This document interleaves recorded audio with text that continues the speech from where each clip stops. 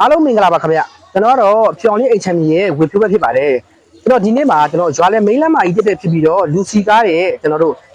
20 60ကျွန်တော်တို့ရေမီးအစုံကျွန်တော်တို့စိုင်ပါပြီးသားအိမ်လေးတုံးကိုကျွန်တော်ရောင်းနေပြီပဲဖြစ်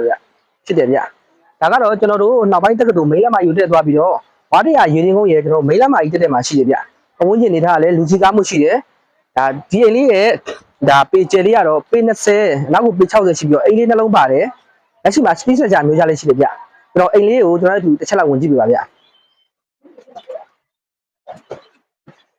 အဲ့ဒီအထဲမှာဆိုရင်လေဒါကျွန်တော်အခန်းလေးတွေပါမယ်အရှင်းပါလို့ဆိုလဲဆိုင်ငန်းကောင်းကောင်းဖွင့်လို့ရမယ်အနောက်မှာဆိုလဲမိသားစုကောင်းနေလို့ရမယ်အိမ်လေးကတော့ဒါ space ကြာလေးကိုအတောင်တင်းနေတယ်လို့ထားတယ်ဗျလက်ရှိမှာတော့ဒါကတော့ဒါပစ္စည်းလေးကတော့နည်းနည်းလေးတော့ရှုပ်ပါလေးရှိမယ်ဗျဒါကျွန်တော်ရဲ့အထဲလေးကိုချက်လိုက်ကြည့်ပြအောင်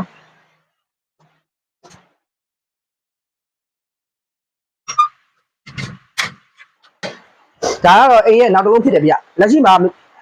လူကြီးမတို့နေတဲ့အရှေ့ပိုင်းကိုဆိုင်ကလေးဖွင့်မယ်မိသားစုနေမယ်အနောက်ကိုမှားစားမယ်ဆိုလဲဒါအလုံးဝ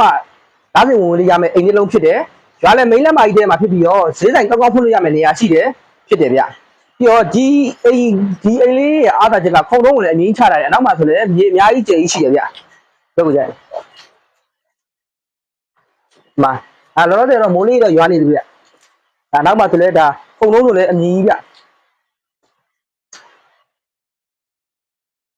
တစ်ဖက်ဖြတ်လိုက်ကျွာလဲမိန်းလက်မကြီးဖြစ်တဲ့အတွက်ကြောင့်မလို့